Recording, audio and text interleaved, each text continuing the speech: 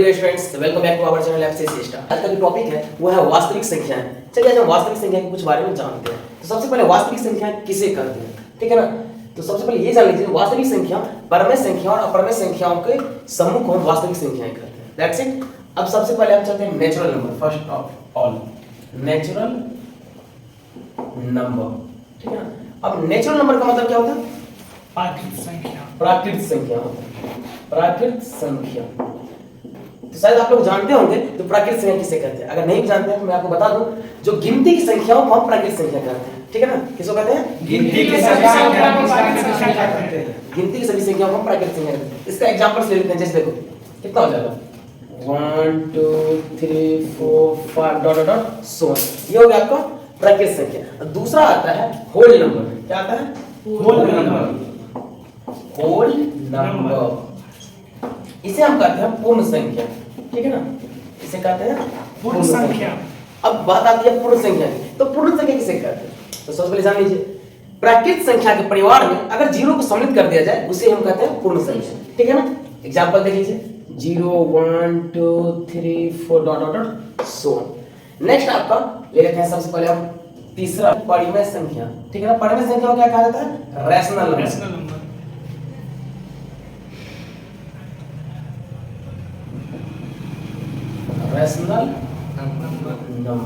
Rational number का मतलब क्या होता है?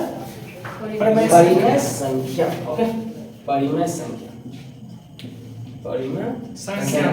अब परिमेय संख्या किसे कहते हैं?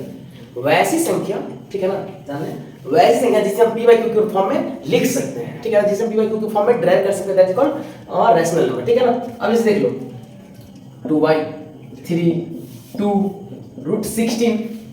बच्चे ज्यादा कंफ्यूजन में ये हो जाएंगे, सर √16 तो क्या कहते हैं? अपरमेय संख्या। नहीं, क्योंकि √16 को अगर हम बाहर निकालते हैं कितना आता है? 4। और 4 क्या है? रैशनल नंबर है, यानी कि परिमेय संख्या। परिमेय संख्या। अब उसके बाद 2/5, ये सब सारे के सारे क्या हैं? ऐसे डॉट डॉट सो। ये सारे के सारे होगा आपका रैशनल नंबर, ठीक है ना। अब बात करते हैं हम इरेशनल नंबर। फोर्थ नंबर है इरेशनल नंबर। इरेशनल नंबर, ठीक है ना। इरेशनल नंबर को बोला जाता है अपरिमेय संख्या, ठीक है ना। अपरिमेय संख्या। संख्या, ठीक है। अब अपरिमेय संख्या, अपरिमेय संख्या किसे कहते हैं? तो वैसी संख्या जिसे हम p/q के फॉर्म में नहीं लिख सकते, ठीक है ना। That's it. तो जैसे इसका एग्जांपल में क्या हो जाएगा? √3, ठीक है ना, √3। उसके बाद 2/√3 रूट के 5, ठीक है ना, 2√3। ये सारे के सारे क्या है? एब्स्ट्रैक्ट। ये सारे के सारे अपरिमेय संख्या है, ठीक है।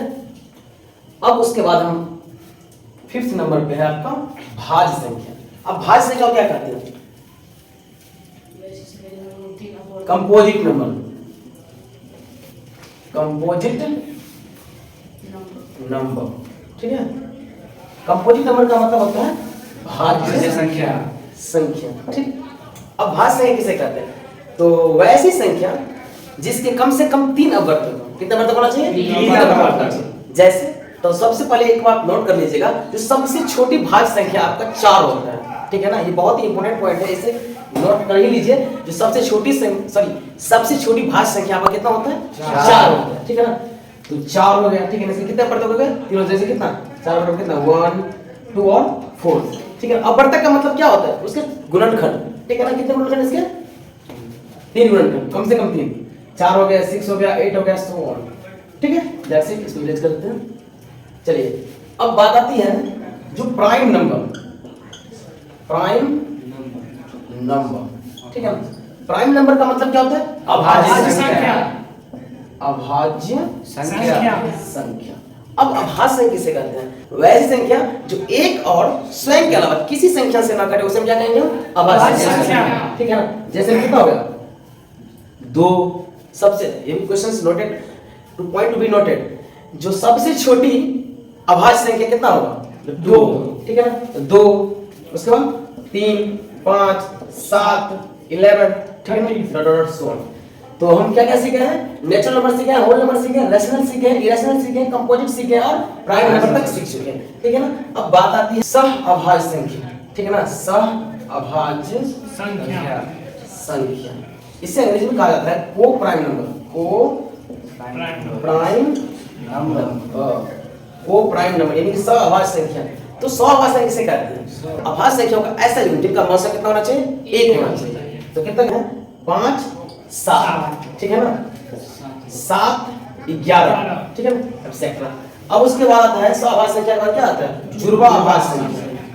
जुड़वा अभाज्य संख्या, अभाज्य संख्या इसे कहते हैं जुड़वा अभाज्य संख्या कहते हैं ट्विन प्राइम नंबर, ठीक है ना।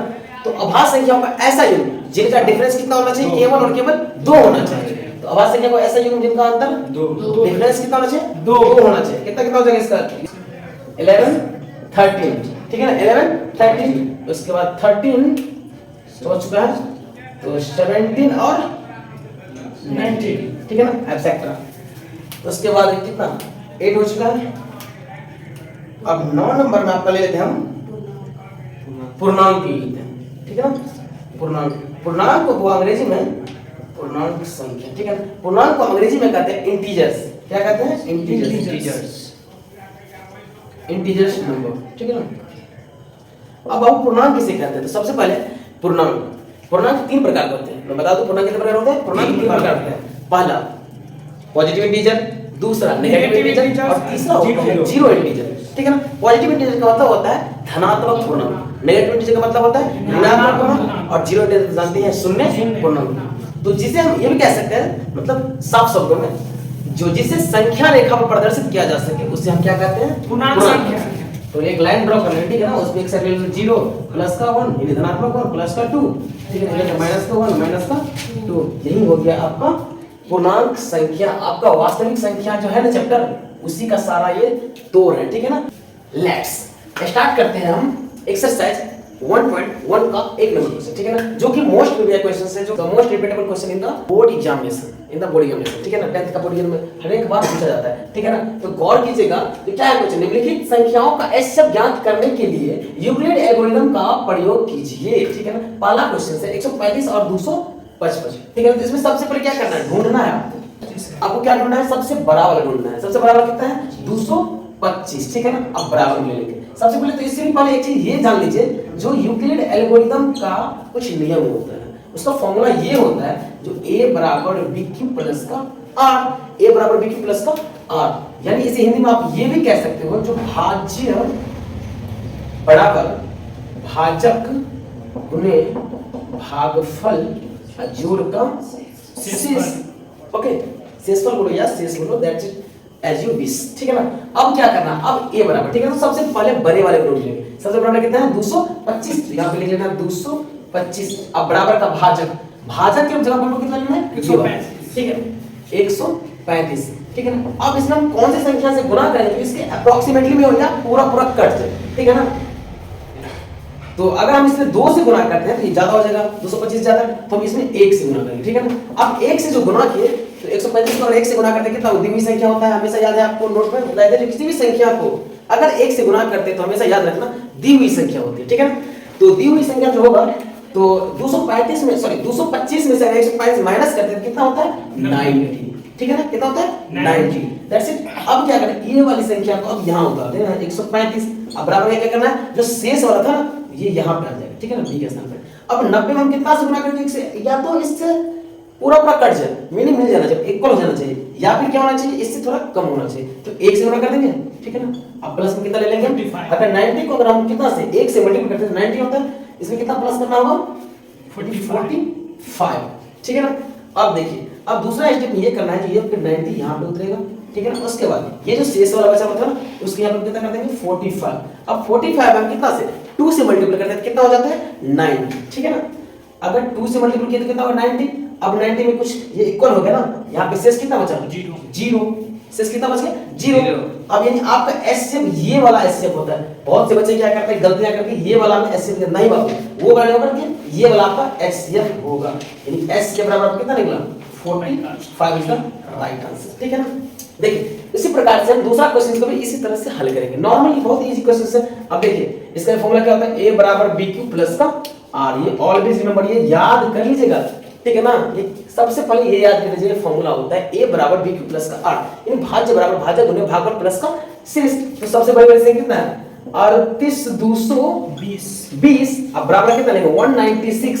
अब इसमें हम कौन सी संख्या से गुना करेंगे जो इसे पूरा पूरा कट जाए या फिर क्या होना चाहिए इसके आसपास आना चाहिए, ठीक है ना। तो हम 190 और 5 से करते हैं मल्टीपल, ठीक है ना, तो पूरा पूरा ये क्या होता है बराबर हो जाता है, ठीक है ना। बराबर होने के बाद तो हम शेष में क्या रखेंगे 0, यानी कि लड्डू जिसे बोला जाता है। शेष में कितना बचा आपका लड्डू। तो बाबू इसका एचसीएफ जो है आपका एचसीएफ बराबर आपका 196, यानी 196 इज द राइट आंसर, ठीक है ना। देखिए अगर आप 10th के स्टूडेंट हैं और चाहते हैं कि 2024 में एग्जाम देकर के बहुत अच्छे से अच्छे स्कोरिंग करें तो जल्दी से जाकर इस चैनल को सब्सक्राइब कर लें और अपने दोस्तों के साथ जरूर शेयर करें।